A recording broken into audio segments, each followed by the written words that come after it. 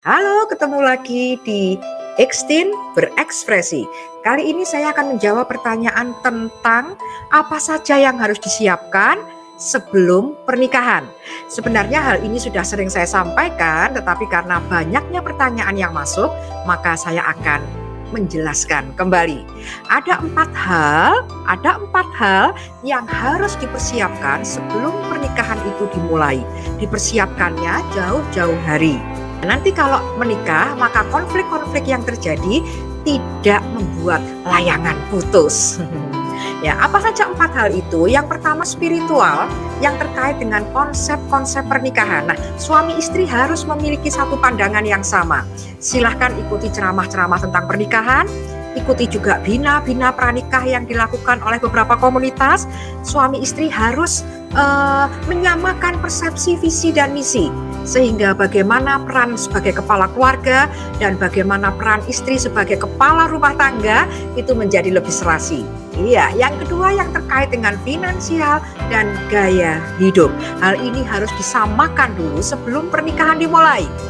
Jangan sampai saya sukanya barang-barang yang banyak walaupun tidak bermerek, tapi pasangan saya mungkin inginnya satu barang saja tapi bermerek. Wow, ini kalau sudah masuk ke dalam ranah ini, maka ini bukan lagi masalah yang sepele, karena percekcokan di bagian ini bisa runcing, sehingga finansial dan gaya hidup harus sudah disamakan sebelum pernikahan, termasuk pos-pos keuangan. Nah, siapa yang harus menyiapkan pertama? Yang harus menyiapkan pertama yaitu pihak laki-laki, ya. Nanti kalau perempuan ingin menambahkan di pos-pos keuangan, oke. Tapi calon suami atau suami harus mempunyai dasarnya dulu untuk mencukupi kebutuhan keluarga. Iya.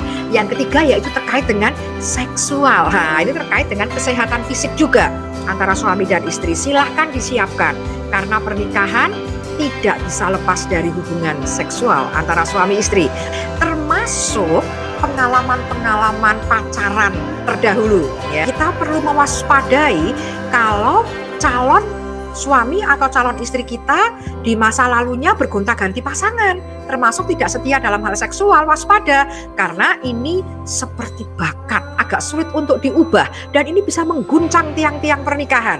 Dan ingat bahwa pernikahan itu bukan untuk mencari klien yang harus dimodifikasi perilakunya, tapi kita mencari pasangan supaya bahagia bersama, ya.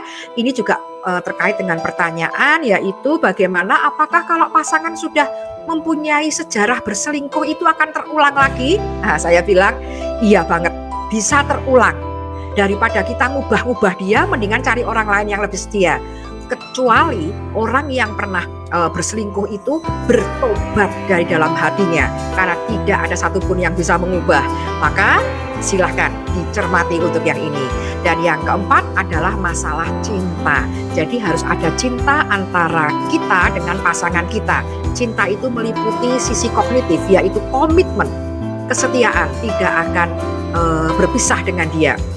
Yang kedua yaitu saya cocok dan nyambung kalau curhat-curhatan dengan dia. Itu harus ada, ya. Kemudian yang ketiga, adanya perasaan romantis saat bersama dengan dia. Tiga-tiganya harus ada, komitmen, romantis, dan curhat-curhatan. Kalau cuma satu atau dua, itu tidak dapat dikatakan cinta yang perlu diperjuangkan, ya.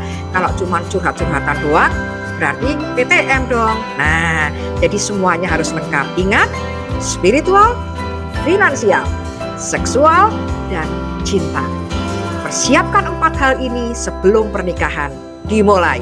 Selamat mencinta, ya. Dan sampai ketemu lagi di Extin Berekspresi. Salam sukacita.